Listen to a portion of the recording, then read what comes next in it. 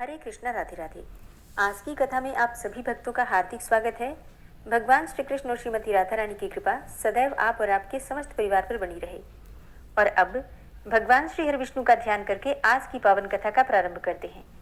भीष्म जी ने कहा, हे ब्रह्मन, जो कर्म सबसे अधिक पुण्यजनक हो और जो संसार में सदा और सबको प्रिय जान पड़ता हो तथा पूर्व पुरुषों ने जिसका अनुष्ठान किया हो, ऐसा कर्म आप अपनी इच्छा के अनुसार सोच कर बताइए। तब पुलस्त्य जी बोले, राजन, एक समय की बात है, व्यास जी की शिष्य मंडली के समस्त द्विज आदर पूर्वक उन्हें प्रणाम करके धर्म की बात पूछने लगे, ठीक उसी तरह जैसे कि तुम मुझसे पूछते हो। द्विजों ने पूछा, गुरुदेव, संसार में पुण्य से भी पुण्यतम और सब धर्मों में उत्तम कर्म क्या है? किसका अनुष्ठान करके मनुष्य अक्षय पद को प्राप्त करते हैं? मर्त्य लोक में निवास करने वाले छोटे बड़े सभी वर्णों के लोग जिसका अनुष्ठान कर सके। तब व्यास जी बोले, हे शिष्यगण, मैं तुम लोगों को 5 धर्मों के आख्यान सुनाऊंगा। उन 5 में से एक का भी अनुष्ठान करके मनुष्य सुयश, स्वर्ग तथा मोक्ष भी पा सकता है। माता पिता की पूजा, पति की सेवा, सबके प्रति समान भाव, मित्रों से द्रोह न करना और भगवान श्री विष्णु का भजन करना, ये 5 महायज्ञ हैं। हे ब्राह्मणों, पहले माता पिता की पूजा करके मनुष्य जिस धर्म का साधन करता है वह इस पृथ्वी पर सैकड़ों यज्ञों तथा तीर्थ यात्रा आदि के द्वारा भी दुर्लभ है। पिता धर्म है, पिता स्वर्ग है और पिता ही सर्वोत्कृष्ट तपस्या है। पिता के प्रसन्न हो जाने पर संपूर्ण देवता प्रसन्न हो जाते हैं। जिसकी सेवा और सद्गुणों से माता पिता संतुष्ट रहते हैं, उस पुत्र को प्रतिदिन गंगा स्नान का फल मिलता है। माता सर्व तीर्थमयी है और पिता संपूर्ण देवताओं का स्वरूप है। इसलिए सब प्रकार से यत्न पूर्वक माता पिता का पूजन करना चाहिए। जो माता पिता की प्रदक्षिणा करता है उसके द्वारा 7 द्वीपों से युक्त समूची पृथ्वी की परिक्रमा हो जाती है। माता पिता को प्रणाम करते समय जिसके हाथ, घुटने और मस्तक पृथ्वी पर टिकते हैं वह अक्षय स्वर्ग को प्राप्त होता है। जब तक माता पिता के चरणों की रज पुत्र के मस्तक और शरीर में लगती रहती है तभी तक वह शुद्ध रहता है। जो पुत्र माता पिता के चरण कमलों का जल पीता है उसके करोड़ों जन्मों के पाप नष्ट हो जाते हैं। वह मनुष्य संसार में धन्य है। जो नीच पुरुष माता पिता की आज्ञा का उल्लंघन करता है वह महाप्रलय पर्यंत नरक में ही निवास करता है। जो रोगी, वृद्ध, जीविका से रहित, अंधे और बहरे पिता को त्याग कर चला जाता है वह रौरव नरक में पड़ता है। इतना ही नहीं, उसे अंत्यजनों, म्लेच्छों और चांडालों की योनि में जन्म लेना पड़ता है। माता पिता का पालन पोषण न करने से समस्त पुण्यों का नाश हो जाता है। माता पिता की आराधना न करके पुत्र यदि तीर्थ और देवताओं का सेवन भी करे तो उसे उसका फल नहीं मिलता। हे ब्राह्मणों, इस विषय में मैं एक प्राचीन इतिहास कहता हूँ, यत्न पूर्वक उसका श्रवण करो। इसका श्रवण करके भूतल पर फिर कभी तुम्हें मोह नहीं व्यापेगा। पूर्व काल की बात है, नरोत्तम नाम से प्रसिद्ध एक ब्राह्मण था। वह अपने माता पिता का अनादर करके तीर्थ सेवन के लिए चल दिया। सब तीर्थों में घूमते हुए उस ब्राह्मण के वस्त्र प्रतिदिन आकाश में ही सूखते थे। इससे उसके मन में बड़ा भारी अहंकार हो गया। वह समझने लगा कि मेरे समान पुण्यात्मा और महायशस्वी दूसरा कोई नहीं है।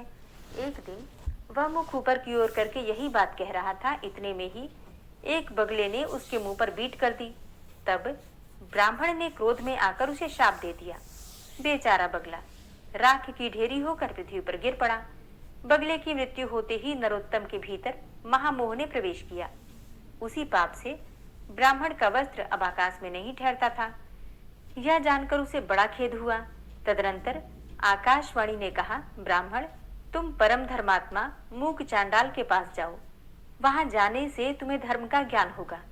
उसका वचन तुम्हारे लिए कल्याणकारी होगा। यह आकाशवाणी सुनकर ब्राह्मण मूक चांडाल के घर गया। वहां जाकर उसने देखा वह चांडाल सब प्रकार से अपने माता पिता की सेवा में लगा है। जाड़े के दिन में वह अपने माँ बाप को स्नान के लिए गर्म जल देता, उनके शरीर में तेल मलता, तापने के लिए अंगीठी जलाता, भोजन के पश्चात पान खिलाता और रुईदार कपड़े पहनने को देता था। प्रतिदिन मिष्टान्न भोजन के लिए परोसता और वसंत ऋतु में महुए की सुगंधित माला पहनाता था। इनके सिवा और भी जो भोग सामग्रियां प्राप्त होती उन्हें भी देता और भांति भांति की आवश्यकताएं पूर्ण किया करता था। गर्मी मौसम में प्रतिदिन माता पिता को पंखा झलता था। इस प्रकार नित्य प्रति उनकी परिचर्या करके ही वह भोजन करता था। माता पिता की थकावट और कष्ट का निवारण करना उसका सदा का नियम था। इन पुण्य कर्मों के कारण चांडाल का घर बिना किसी आधार और खंबे के ही आकाश में स्थित था। उसके अंदर त्रिभुवन के स्वामी भगवान श्री हरि विष्णु मनोहर ब्राह्मण का रूप धारण किए नित्य क्रीड़ा किया करते थे। वे सत्य स्वरूप परमात्मा अपने महान सत्वमय तेजस्वी विग्रह से उस चांडाल के मंदिर की शोभा बढ़ाते थे। अब यह सब देखकर ब्राह्मण को बड़ा विस्मय हुआ। उसने मूक चांडाल से कहा, तुम मेरे पास आओ, मैं तुमसे संपूर्ण लोकों के सनातन हित की बात पूछता हूँ, उसे ठीक ठीक बताओ। मूक चांडाल बोला, हे विप्र, इस समय मैं अपने माता पिता की सेवा कर रहा हूँ, आपके पास कैसे आऊं? इनकी पूजा करके आपकी आवश्यकता पूर्ण करूंगा, तब तक मेरे दरवाजे पर ही ठहरिए, मैं आपका अतिथि सत्कार करूंगा। चांडाल के इतना कहते ही ब्राह्मण देवता तो आग बबूला हो गए और बोले, मुझ ब्राह्मण की सेवा छोड़कर तुम्हारे लिए कौन सा कार्य बड़ा हो सकता है? चांडाल बोला, बाबा क्यों व्यर्थ कोप करते हो, मैं बगला नहीं हूँ। इस समय आपका क्रोध बगले पर ही सफल हो सकता है, दूसरे किसी पर नहीं। अब आपकी धोती न तो आकाश में सूखती है और न ठहर ही पाती है, अतः आकाशवाणी सुनकर आप मेरे घर पर आए हैं, थोड़ी देर ठहरिए, तभी मैं आपके प्रश्न का उत्तर दूंगा, अन्यथा पतिव्रता स्त्री के पास जाइए। हे द्विजश्रेष्ठ, पतिव्रता स्त्री का दर्शन करने पर आपका अभीष्ट सिद्ध होगा। व्यास जी कहते हैं कि तदनंतर चांडाल के घर से ब्राह्मण रूपधारी भगवान श्री विष्णु ने निकलकर उस द्विज से कहा, चलो मैं पतिव्रता देवी के घर चलता हूँ। अब द्विज श्रेष्ठ नरोत्तम कुछ सोचकर उनके साथ चल दिया। उसके मन में बड़ा भारी विस्मय हो रहा था। उसने रास्ते में भगवान से पूछा, हे विप्रवर, आप इस चांडाल के घर में रहते हैं, आप इस चांडाल के घर में किस लिए निवास करते हैं? तब ब्राह्मण रूपधारी भगवान ने कहा, हे विप्रवर, इस समय तुम्हारा हृदय शुद्ध नहीं है, पहले पतिव्रता आदि का दर्शन करो, इसके बाद मुझे ठीक ठीक जान सकोगे। ब्राह्मण ने पूछा, हे तात, ये पतिव्रता कौन है? उसका शास्त्र ज्ञान कितना बड़ा है? जिस कारण मैं उसके पास जा रहा हूँ वह भी मुझे बतलाइए। श्री भगवान बोले, ब्रह्मन, नदियों में गंगा जी, स्त्रियों में पतिव्रता और देवताओं में भगवान श्री विष्णु श्रेष्ठ हैं। जो पतिव्रता नारी प्रतिदिन अपने पति के हित साधन में लगी रहती है, वह अपने पितृकुल और पतिकुल दोनों कुल की 100 पीढ़ियों का उद्धार कर देती है। ब्राह्मण ने पूछा, हे द्विजश्रेष्ठ, कौन स्त्री पतिव्रता होती है? पतिव्रता का क्या लक्षण होता है? मैं जिस प्रकार इस बात को ठीक ठीक समझ सकूं, उस प्रकार उपदेश कीजिए। श्री भगवान बोले, जो स्त्री पुत्र की अपेक्षा 100 गुने स्नेह से पति की आराधना करती है, राजा के समान उसका भय मानती है और पति को भगवान का स्वरूप समझती है, वह पतिव्रता है। जो गृह कार्य करने में दासी, रमण काल में वैश्या तथा भोजन के समय माता के समान आचरण करती है और जो विपत्ति में स्वामी को नेक सलाह देकर मंत्री का काम करती है, वह स्त्री पतिव्रता मानी गई है। जो मन, वाणी, शरीर और क्रिया द्वारा कभी पति की आज्ञा का उल्लंघन नहीं करती तथा हमेशा पति के भोजन कर लेने पर ही भोजन करती है, उस स्त्री को पतिव्रता समझना चाहिए। जिस शैया पर पति शयन करते हैं, वहां जो प्रतिदिन यत्नपूर्वक उनकी पूजा करती है, पति के प्रति कभी उसके मन में डाह नहीं पैदा होती, कृपणता नहीं आती और जो मान भी नहीं करती, पति की ओर से आदर मिले या अनादर मिले, दोनों में जिसकी बुद्धि समान रहती है, ऐसी स्त्री को पतिव्रता कहते हैं। जो साध्वी स्त्री सुंदर वेशधारी पर पुरुष को देखकर उसे भ्राता, पिता अथवा पुत्र मानती है, वह भी पतिव्रता है। हे द्विजश्रेष्ठ, तुम उस पतिव्रता के पास जाओ और उसे अपना मनोरथ कह सुनाओ। उसका नाम है शुभा। वह अत्यंत रूपवती युवती है, उसके हृदय में दया भरी है, वह बड़ी यशस्विनी है। उसके पास जाकर तुम अपने हित की बात पूछो। व्यास जी कहते हैं कि यूं कहकर भगवान वहीं अंतर्ध्यान हो गए। उन्हें अदृश्य होते देखकर ब्राह्मण को बड़ा आश्चर्य हुआ। उसने पतिव्रता के घर जाकर उसके विषय में पूछा। अब अतिथि की बोली सुनकर पतिव्रता स्त्री वेगपूर्वक घर से निकली और ब्राह्मण को आया देखकर दरवाजे पर खड़ी हो गई। ब्राह्मण ने उसे देखकर प्रसन्नता पूर्वक उससे कहा, देवी, तुमने जैसा देखा और समझा है उसके अनुसार स्वयं ही सोचकर मेरे लिए प्रिय और हित की बात बताओ। पतिव्रता बोली, ब्राह्मण, इस समय मुझे पतिदेव की पूजा करनी है, अतः अवकाश नहीं है, इसलिए आपका कार्य पीछे करूंगी। इस समय मेरा आतिथ्य ग्रहण कीजिए।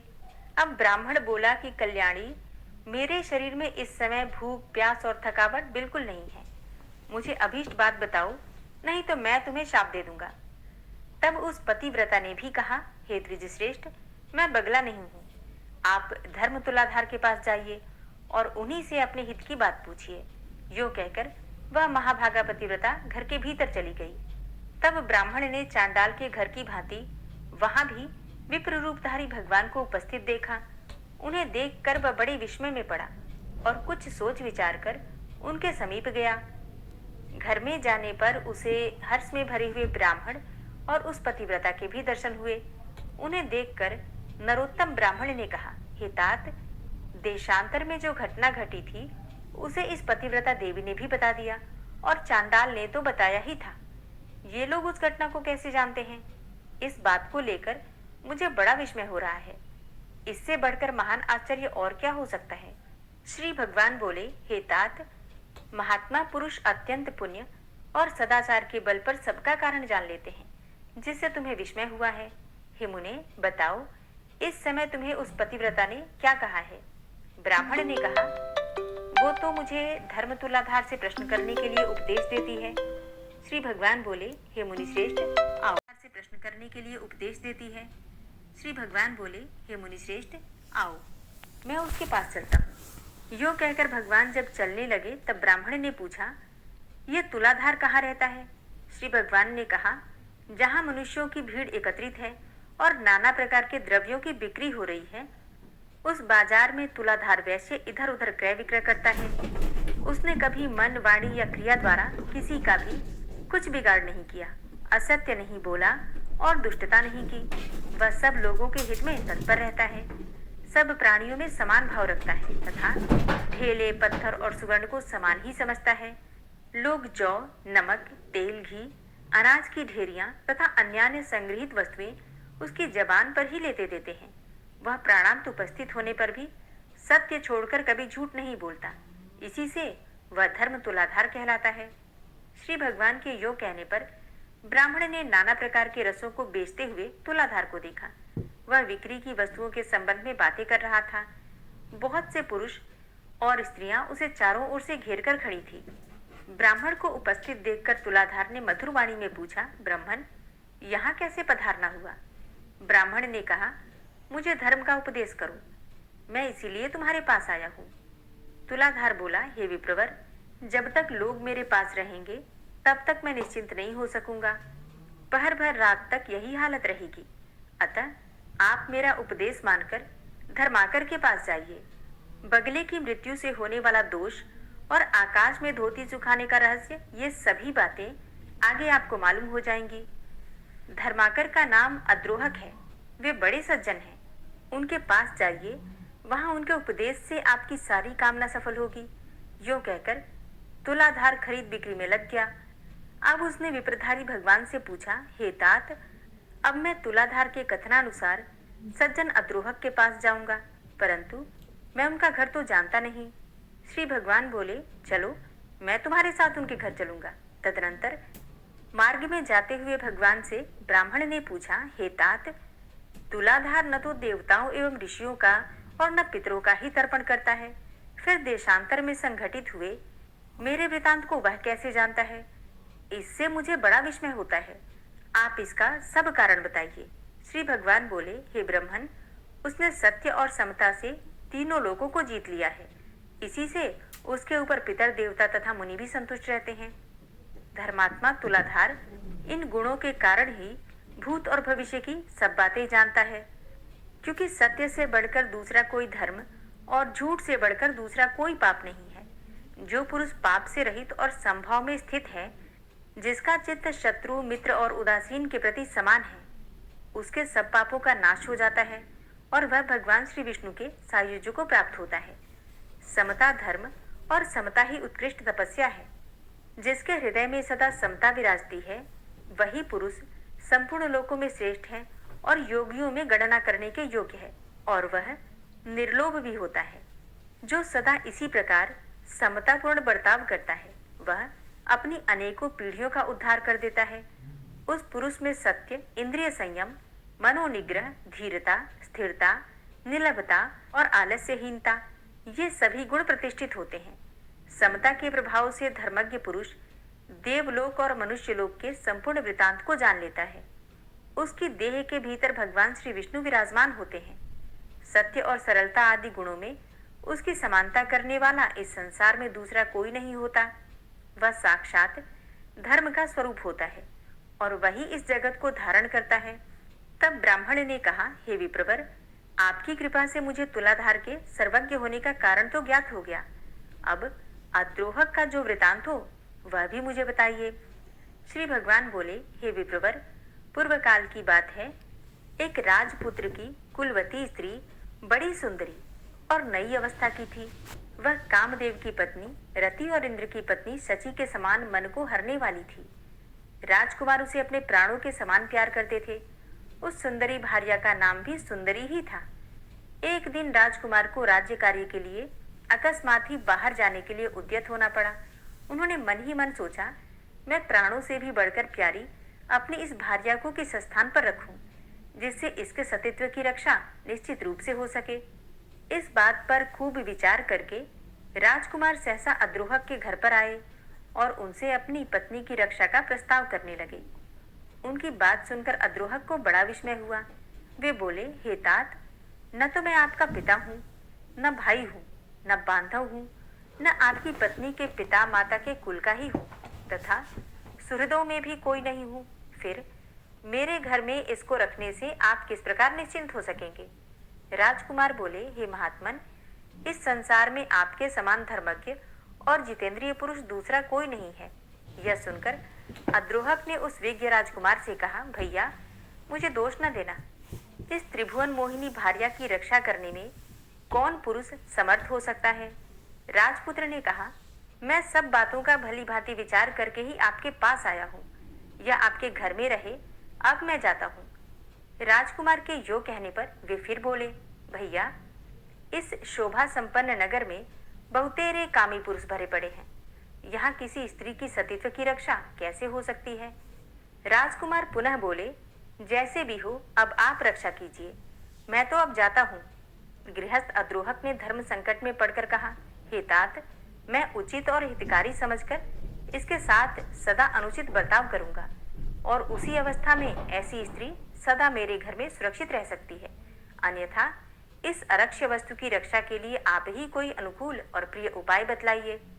इसे मेरी शैया पर मेरे एक ओर और मेरी स्त्री के साथ शयन करना होगा। फिर भी यदि आप इसे अपनी वल्लभा समझें तब तो यह रह सकती है, नहीं तो यहाँ से चली जाए।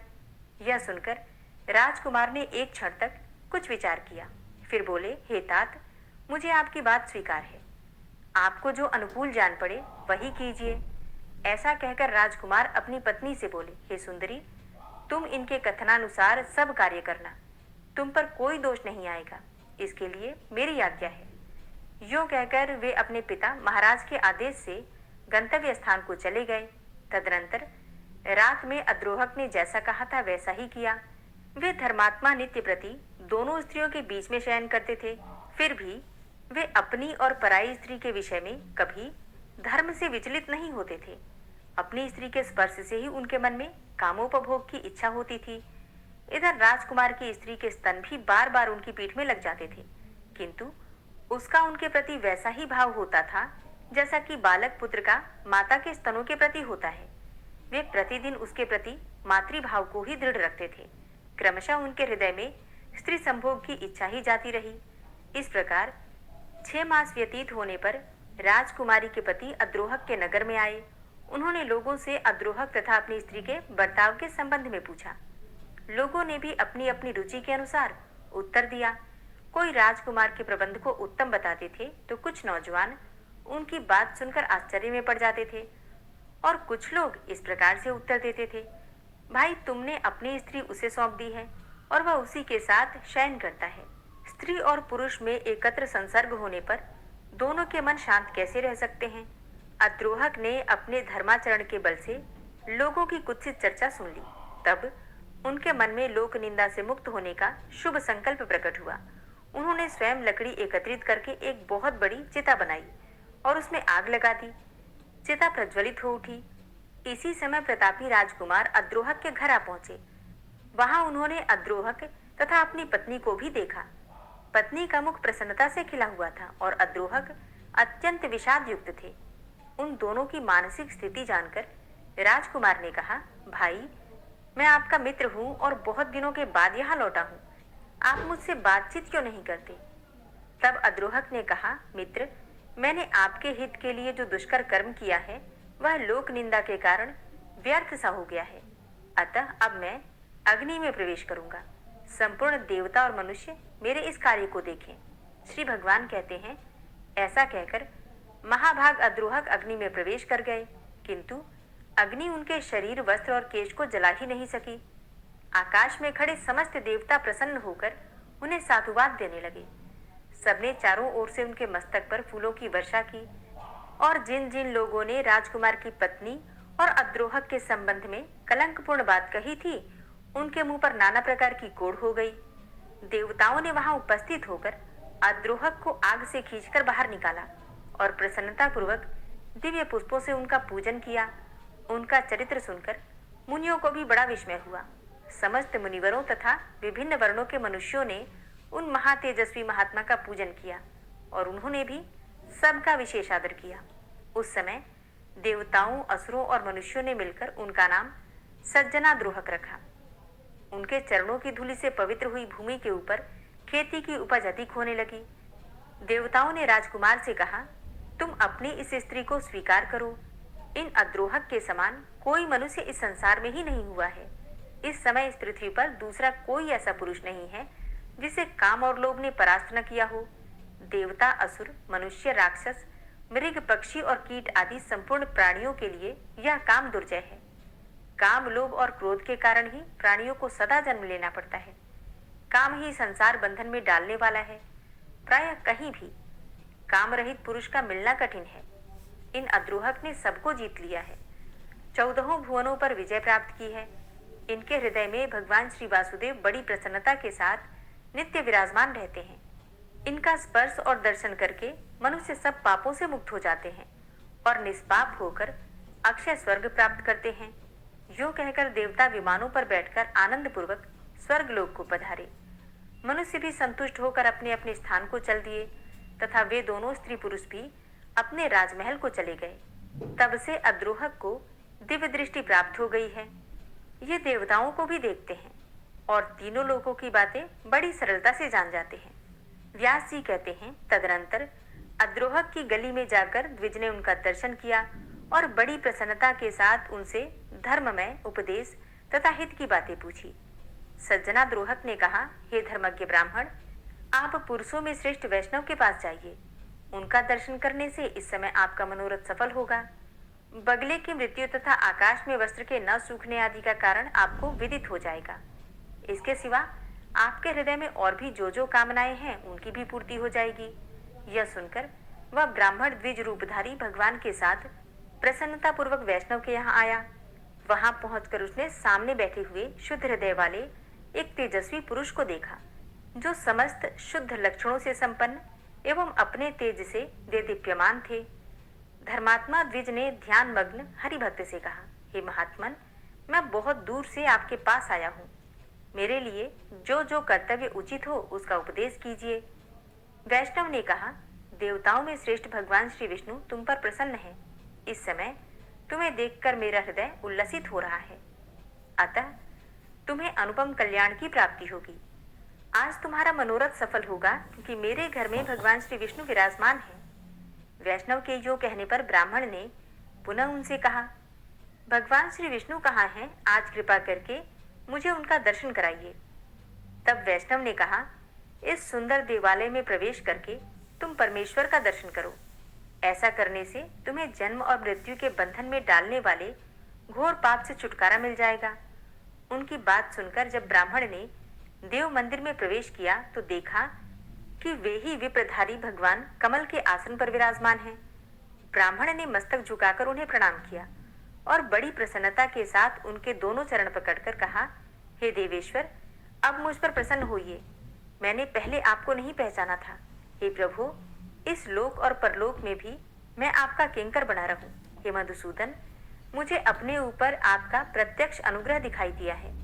यदि मुझ पर कृपा हो तो मैं आपका साक्षात स्वरूप देखना चाहता हूँ। भगवान श्री विष्णु बोले, हे भूदेव, तुम्हारे ऊपर मेरा प्रेम सदा ही बना रहता है। मैंने स्नेहवश ही तुम्हें पुण्यात्मा महापुरुषों का दर्शन कराया है। पुण्यवान महात्माओं के एक बार भी दर्शन, स्पर्श, ध्यान एवं नामोच्चारण करने से तथा उनके साथ वार्तालाप करने से मनुष्य अक्षय स्वर्ग का सुख भोगता है। महापुरुष का नित्य संग करने से सब पापों का नाश हो जाता है तथा मनुष्य अत्यंत सुख भोग कर मेरे स्वरूप में ही लीन हो जाता है। जो मनुष्य पुण्य तीर्थों में स्नान करके शंकर जी तथा पुण्यात्मा पुरुषों के आश्रम का दर्शन करता है, वह भी मेरे शरीर में लीन हो जाता है। एकादशी तिथि को, जो मेरा ही दिन अर्थात हरिवासर है, उपवास करके जो लोगों के सामने पुण्यमयी कथा कहता है, वह भी मेरे ही स्वरूप में लीन हो जाता है। मेरे चरित्र का श्रवण करते हुए जो रात्रि में जागता है, उसका भी मेरे शरीर में लय हो जाता है। हे विप्रवर, जो प्रतिदिन ऊंचे स्वर में गीत गाते और बाजा बजाते हुए मेरे नामों का स्मरण करता है, उसका भी मेरी देह में लय होता है। जिसका मन तपस्वी, राजा और गुरुजनों से कभी द्रोह नहीं करता, वह भी मेरे ही स्वरूप में लीन होता है।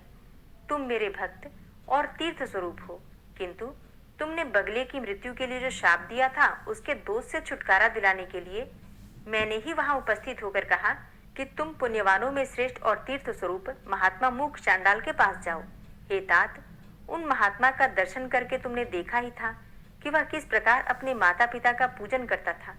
उन सभी महात्माओं के दर्शन से, उनके साथ वार्तालाप करने से और मेरा संपर्क होने से आज तुम मेरे मंदिर में आए हो। करोड़ों जन्मों के बाद जिसके पाप का क्षय होता है, वह धर्मज्ञ पुरुष मेरा दर्शन करता है, जिससे उसे प्रसन्नता प्राप्त हो। हे वत्स, मेरे ही अनुग्रह से तुमको मेरा दर्शन हुआ है, इसलिए तुम्हारे मन में जो इच्छा हो उसके अनुसार मुझसे वरदान मांग लो। ब्राह्मण ने कहा, हे नाथ, मेरा मन सर्वथा आपके ही ध्यान में स्थित रहे। संपूर्ण लोकों के स्वामी हे माधव, आपके सिवा कोई भी दूसरी वस्तु मुझे कभी प्रिय न लगे। श्री भगवान ने कहा, हे निष्पाप ब्राह्मण, तुम्हारी बुद्धि में सदा ऐसा ही उत्तम विचार जागृत रहता है, इसलिए तुम मेरे धाम में आकर मेरे ही समान दिव्य भोगों का उपभोग करोगे, किंतु तुम्हारे माता पिता तुमसे आदर नहीं पा रहे हैं। अतः पहले माता पिता की पूजा करो, उसके बाद मेरे स्वरूप को प्राप्त हो जाओगे। उनके दुखपूर्ण उच्छ्वास और क्रोध से तुम्हारी तपस्या प्रतिदिन नष्ट हो रही है। जिस पुत्र के ऊपर सदा ही माता पिता का कोप रहता है, उसको नरक में पड़ने से ब्रह्मा तथा महादेव जी भी नहीं रोक सकते। इसलिए तुम माता पिता के पास जाओ और यत्न पूर्वक उनकी पूजा करो, फिर उन्हीं की कृपा से तुम मेरे पद को प्राप्त होगे। व्यास जी कहते हैं, जगत गुरु भगवान के ऐसा कहने पर द्विज श्रेष्ठ नरोत्तम ने फिर से इस प्रकार कहा, हे नाथ, यदि आप मुझ पर प्रसन्न हैं तो मुझे अपने स्वरूप का दर्शन कराइए। तब संपूर्ण लोकों के एकमात्र कर्ता एवं ब्राह्मण हितैषी भगवान ने नरोत्तम के प्रेम से प्रसन्न होकर उस पुण्यकर्मा ब्राह्मण को शंख, चक्र, गदा और पद्म धारण किए अपने पुरुषोत्तम रूप का दर्शन करवाया। उनके तेज से संपूर्ण जगत व्याप्त हो रहा था। ब्राह्मण ने दंड की भांति धरती पर गिरकर भगवान को प्रणाम किया और फिर कहा, हे जगदीश्वर, आज मेरा जन्म सफल हुआ। आज मेरे नेत्र कल्याणमय हो गए। इस समय मेरे दोनों हाथ प्रशस्त हो गए। आज मैं भी धन्य हो गया। मेरे पूर्वज सनातन ब्रह्मलोक को जा रहे हैं। हे जनार्दन, आज आपकी कृपा से मेरे बंधु बांधव आनंदित हो रहे हैं। इस समय मेरे सभी मनोरथ सिद्ध हो गए। किंतु हे नाथ, मूक चांडाल आदि महात्माओं की बातें सुनकर मुझे बड़ा विस्मय हो रहा था। भला वे लोग देशांतर में होने वाले मेरे वृतांत को कैसे जानते हैं? मूक चांडाल के घर में आप अत्यंत सुंदर ब्राह्मण का रूप धारण किए विराजमान थे। इसी प्रकार पतिव्रता के घर में, फिर तुलाधार के यहाँ, मित्रा द्रोहक के भवन में तथा इन वैष्णव महात्मा के मंदिर में भी आपका दर्शन हुआ है। इन सब बातों का यथार्थ रहस्य क्या है, मुझ पर अनुग्रह करके बताइए। हरे कृष्णा। आज की कथा का यहीं पर समापन करती हूँ। इसके आगे का वृतांत आप कल की कथा में सुनेंगे। ओम विश्वं विष्णुर्वषट्कारो भूतभव्य भवत्प्रभु भूतकृत भूतभृद्भावो भूतात्मा भूतवाहन भूतात्मा परमात्मा च मुक्तानां परमागति अव्ययः पुरुषः साक्षी क्षेत्रज्ञो अक्षर एव च योगो योगविदां नेता प्रधानपुरुषेश्वरः नारसिंहवपुः श्रीमान् केशवः पुरुषोत्तमः सर्वः शर्वः शिवस्थाणुर्भूतादिर्निधिर्व्ययः सम्भवो भावनो भर्ता प्रभवः प्रभुरीश्वरः स्वयंभू शंभुरादित्यः पुष्कराक्षो महास्वनः अनादिनिधनो धाता विधाता धातुरुत्तमः अप्रमेयो ऋषिकेश पद्मनाभो अमरप्रभु विश्वकर्मा मनुस्त्वष्टा स्थविष्ठः स्थविरो ध्रुवः अग्राह्यः शाश्वतः कृष्णो लोहिताक्षः प्रतर्दनः प्रभूतस्त्रिककुब्धाम पवित्रं मङ्गलं परम् ईशानः प्राणदः प्राणो ज्येष्ठः श्रेष्ठः प्रजापति हिरण्यगर्भो भूगर्भो माधवो मधुसूदनः ईश्वरो विक्रमी धन्वी मेधावी विक्रमः क्रमः अनुत्तमो दुराधर्ष कृतव्यः कृतिरात्मवान् सुरेश शरणं शर्म विश्वरेताः प्रजाभव अह संवत्सरो व्याल प्रत्ययः सर्वदर्शनः अज सर्वेश्वर सिद्ध सिद्धि सर्वादिर्च्युत वृषाकपिर्मेयात्मा सर्वयोगविनिश्रित वसुर्वसुमना सत्य समात्मा संमितः सम अमोघ पुण्डरीकाक्षो वृषकर्मा वृषाकृतिः रुद्रो बहुशिरा बभ्रुर्विश्वयोनिः शुचिश्रवा अमृतः शाश्वतस्थाणुर्वरारोहो महातपः सर्वगः सर्वविद्भानुर्विश्वक्सेनो जनार्दनः वेदो वेदविद्व्यङ्गो वेदाङ्गो वेदवित्कविः लोकाध्यक्ष सुराध्यक्षो धर्माध्यक्ष कृताकृत चतुरात्मा चतुर्व्यूहश्चतुर्द्रष्टश्चतुर्भुज भ्राजिष्णुर्भोजनं भोक्ता सहिष्णुर्जगदाति च अनघो विजयो जेता विश्वयोनिः पुनर्वसु उपेन्द्रो वामनः प्रांशुर्मोघः शुचिरुर्जिता अतीन्द्रः सङ्ग्रहः सर्गो धृतात्मा नियमो यमः वेद्यो वैद्यः सदा योगी वीरः माधवो मधु अतीन्द्रियो महामायो महोत्साहो महाबलः महाबुद्धिर्महावीर्यो महाशक्तिर्महाद्युति अनिर्देश्य वपु श्रीमान् मेयात्मा महाधृतृक् महिश्वासो महीभर्ता श्रीनिवास सतां गति अनिरुद्ध सुरानन्दो गोविन्दो गोविन्दाम्पति मरीचिर्दमनो हंस सुपर्णो भुजगोत्तम हिरण्यनाभ सुतपा पद्मनाभ प्रजापति अमृत्यु सर्वदिक्सिंह संधाता सन्धिमान स्थिर अजो दूर्मर्षण शास्ता विश्रुतात्मा सुरारिहा गुरुर्गुर्तमो धाम सत्य सत्य पराक्रम निमिषो अनिमिषो श्रग्वी वाचस्पतिरुदारथि अग्रणिर्ग्रामणी श्रीमान् न्यायो नेता समीरण सहस्रमूर्धा विश्वात्मा सहस्राक्ष सहस्रपात आवर्तनो निवृत्तात्मा संवृतः संप्रमर्दन अह संवर्तको वह निर्निलोधरणीधर सुप्रसादः प्रसन्नात्मा विश्वदृग् विशुभुग् विभु सत्कर्ता सत्कृतः साधु जहनुर्नारायणो नरः असंख्येयो अप्रमेयात्मा विशिष्ट शिष्टकृच्छुवि सिद्धार्थ सिद्धसङ्कल्प सिद्धिदः सिद्धिसाधनः वृषाहि वृषभो विष्णुर्विष्पर्वा वृषोदरः वर्धनो वर्धमानश्च विविक्तः श्रुतिसागरः सुभुजो दूर्धरो वाग्मी महेन्द्रो वसुदो वसु नैकरूपो बृहद्रूप शिपिविष्टः प्रकाशनः ओजस्तेजो द्युतिधर प्रकाशात्मा प्रतापनः रिद्धस्पष्टाक्षरो मन्त्रश्चन्द्रांशुर्भास्करदुतिः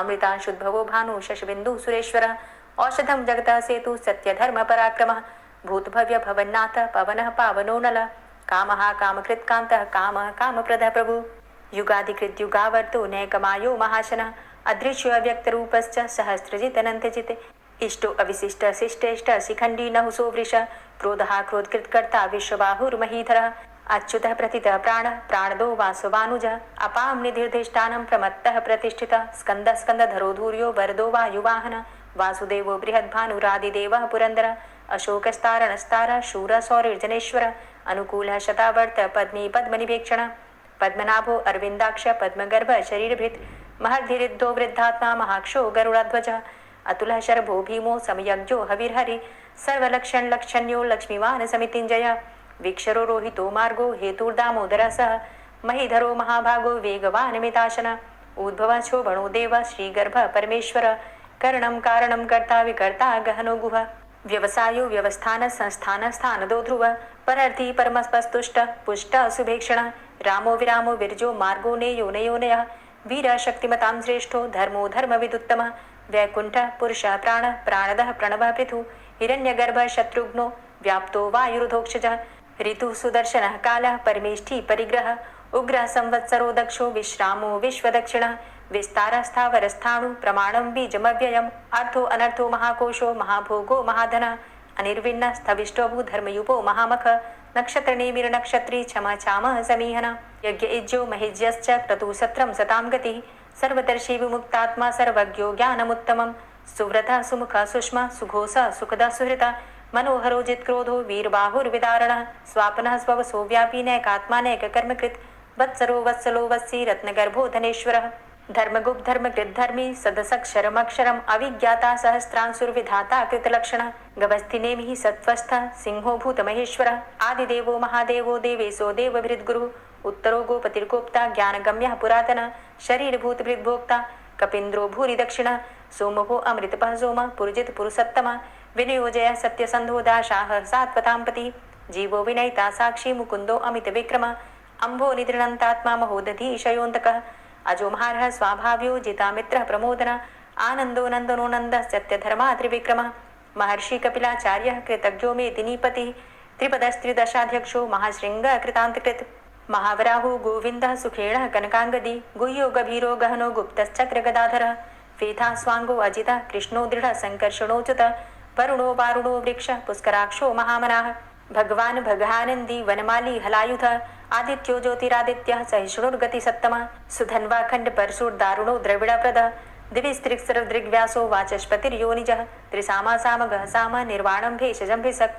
संन्यासकृच्छमः शान्तो निष्ठा शान्तिः परायणं शुभाङ्गः शान्तिदस्रष्टा कुमुदः कुबलेशय गोहितो गोपतिर्गोप्ता वृषभाक्षो वृषप्रियः अनिवर्ति निवृतात्मा संक्षेप्ता चेमकृच्छिवः श्रीवत्सवक्षा श्रीवास श्रीपति श्रीमताम्बर श्रीद श्रीश श्रीनिवास श्रीनिधि श्रीविभावन श्रीधर श्रीकर श्रेय श्रीमान लोकत्रयाश्रय स्वक्ष स्वंग शतानंदो नंदिर्ज्योतिर्गणेश्वर विजितात्मा विधेयात्मा सत्कीर्तिश्छिन्न संशय उदीर्ण सर्वतक्षसुर निश शाश्वत स्थिर भूषयो भूषणो भूतिर्विशोक शोकनाशन अर्चिष्मान अर्चित कुंभो विशुद्धात्मा विशोधन अनिरुद्धो अप्रतिरथ प्रद्युम्नो अमित विक्रम कालिनेमि निहावीर शौरी सूर्जनेश्वर त्रिलोकात्मा त्रिलोकेशः केशवः केशिहारी कामदेवः कामपालः कामीकान्तः कृतागमः अनिर्देशव पूर्विष्णोर्वीरो अनंतो धनंजयः ब्रह्मण्यो ब्रह्मकृत् ब्रह्मा ब्रह्म ब्रह्म विवर्धन ब्रह्मविद् ब्राह्मणे ब्रह्मी ब्रह्मज्ञो ब्राह्मण प्रिय महाक्रमो महाकर्मा महातेजा महोरगः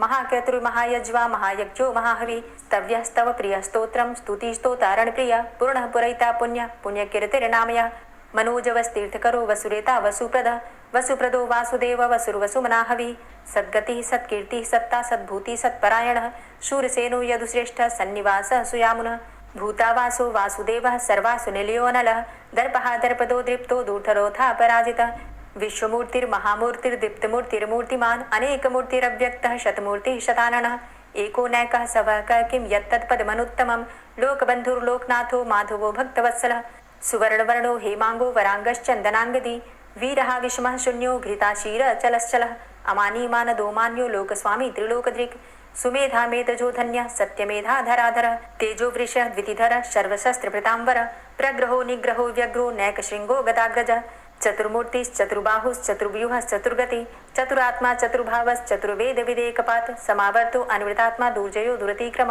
दुर्लभो दुर्गमो दुर्गो दुरावासो दुरारिहा शुभांगो लोक सारंग शुतंतुस्तंतु वर्धन इंद्रकर्मा महाकर्मा कृतकर्मा कृतागम उद्भव सुंदर सुंदो रत्ननाभ सुलोचन अर्को वाजसन श्रृंगी जयंत सर्वविजयी सुवर्ण बिंदु रक्षोभ्य सर्वभागीश्वरेश्वर महाहृदो महागर्तो महाभूतो महानिधि कुमुदः कुंदरः कुंदः पर्जन्यः पावनो नीलः अमृताशो अमृतवपुः सर्वज्ञः सर्वतोमुखः सुलभः सुव्रतः सिद्धः शत्रुजित् शत्रुतापनः न्यग्रोधो दुम्बरो अस्वस्थश्चाणुरान्ध्रनिषूदनः सहस्रार्चिः सप्तजिह्वः सप्तैधा सप्तवाहनः अमूर्तिरणघो अचिन्त्यो भयकृद् भयनाशनः अणुर्बृहत्कृशः स्थूलो गुणभृन्निर्गुणो महान् अधृतः स्वधृतः स्वास्य प्राग्वंशो वंशवर्धनः भारभृत कथितो योगी योगी स सर्वकामद आश्रम श्रमण छाम सुपर्णो वायुवाहन धनुर्धरो धनुर्वेदो दंडोदमयितादम अपराजितः सर्वसहो नियंता नियमो यमः सत्ववान् सात्विकः सत्य सत्यधर्मपरायण अभिप्रायः प्रियार्होरः प्रियकृत् प्रीतिवर्धनः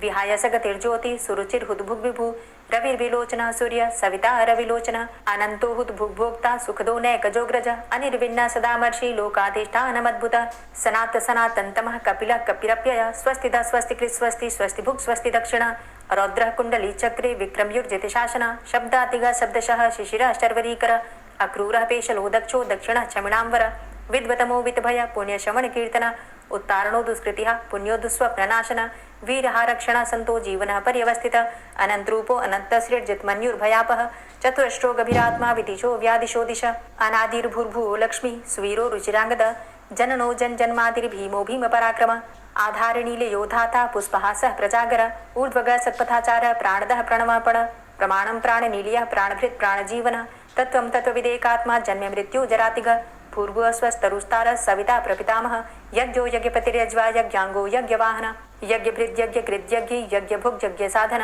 यज्ञान्तिकृद्यज्ञ गुह्यमन्यमन्नादेव च आत्मयोनिः स्वयं जातो वैखानः सामगायन देवकी नन्दन स्रष्टा क्षितिसः पापनाशन शङ्खभृन्नन्द कीचक्री शारङ्गधन्वा गदाधरः रथाङ्गपाणिरक्षोभ्य सर्वप्रहरणायुध ओम नमः इति। श्री राधा कृपा कटाक्ष स्तोत्र।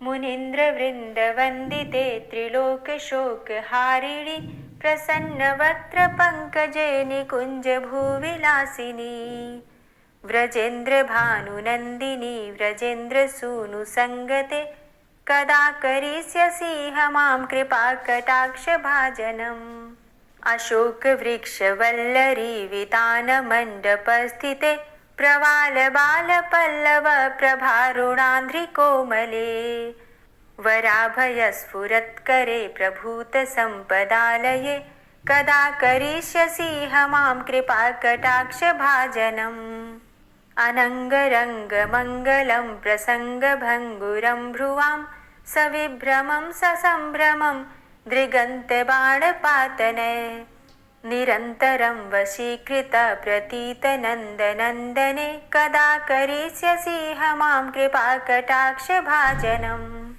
तडित्सुवर्ण चम्पक प्रदीप्त गौर विग्रहे मुख प्रभा परास्त कोटि शारदेन्दुमण्डले विचित्र चित्र संचर चकोर शावलोचने कदा करिष्यसि मां कृपा कटाक्ष भाजनम् मदोन्मदादि यौवने प्रमोदमान मंडिते प्रियानुराग रंजिते कला विलास पंडिते अनन्य धन्य कुंज राज्य काम केलि कोविदे कदा करिष्यसि मां कृपा कटाक्ष भाजनम् अशेष हाव भाव धीर हीर हार भूषिते प्रभूत शात कुंभ कुंभ कुंभि कुंभ सुस्तनि प्रशस्त मंद हास्य चूर्ण पूर्ण सौख्य सागरे कदा करिष्यसि मां कृपा कटाक्ष भाजनम् मृणाल वाल वल्लरी तरंग रंग दौर्लते लताग्रलास्य लोल नील लोचनावलोकने ललल्लुलन् मिलन् मनोज्ञ मुग्ध मोहिनाश्रिते कदा करिष्यसि मां कृपा कटाक्ष भाजनम् सुवर्ण मल्लिकांचित त्रिरेख कंबुकंठगे त्रिसूत्र मंगली गुण त्रिरत्न दीप्ति दीधिते सलोल नील कुंतल प्रसून गुच्छ गुंफिते कदा करिष्यसि मां कृपा कटाक्ष भाजनम् नितंब बिंबलंब मान पुष्प मेखला गुणे प्रशस्त रत्न किंकिणी कलाप मध्य मंजुले करीन्द्र शुंड दंडिकावरोह शोभ गोरुके कदा करिष्यसि मां कृपा कटाक्ष भाजनम् अनेक मंत्रनाद मंजुनूपुरारवस्खलत् समाज राजहंस वंश निक्वणाति गौरवे विलोल हेम वल्लरी विडम्बि चारु चंक्रमे कदा करिष्यसि मां कृपा कटाक्ष भाजनम् अनंत कोटि विष्णुलोक नम्र पद्मजार्चिते हिमाद्रिजा पुलोमजा विरिंचिजा वरप्रदे अपार सिद्धि रिद्धि दिग्ध सत्पदांगुली नखे कदा करिष्यसि मां कृपा कटाक्ष भाजनम् मखेश्वरी क्रियेश्वरी स्वधेश्वरी सुरेश्वरी त्रिवेद भारतीश्वरी प्रमाण शासनेश्वरी रमेश्वरी क्षमेश्वरी प्रमोद काननेश्वरी ब्रजेश्वरी व्रजाधिपे श्रीराधिके नमोस्तुते इतीममद्भुतं स्तवं निशम्य भानुनन्दिनी करोतु सन्ततं जनं कृपाकटाक्षभाजनम् भवेत्तदैव सञ्चित त्रिरूपकर्मनाशनं लभेत्तदा ब्रजेन्द्रसूनुमण्डलप्रवेशनम्। जय जय श्री राधे, जय जय श्री राधे। दोस्तों, उम्मीद करती हूँ आज की कथा आपको ज़रूर पसंद आई होगी। तो अगर कथा पसंद आई हो तो वीडियो को लाइक ज़रूर किया कीजिए और अगर संभव हो तो वीडियो को ज़्यादा से ज़्यादा शेयर कीजिए। और हाँ, कमेंट बॉक्स में राधे राधे ज़रूर लिखा कीजिए। और जो भक्त इस चैनल पर पहली बार आए हैं, अभी तक आपने चैनल को सब्सक्राइब नहीं किया है, तो आज की वीडियो अगर आपको अच्छी लगे तो चैनल को सब्सक्राइब करके बेल आइकन को ज़रूर प्रेस कर लीजिए। इससे ये होगा कि इस चैनल पर जो भी नई वीडियो अपलोड होंगी उनकी नोटिफिकेशन आपको सही समय पर प्राप्त होगी। मिलती हूँ मैं आपसे अगली वीडियो में, तब तक के लिए जय श्री राधे।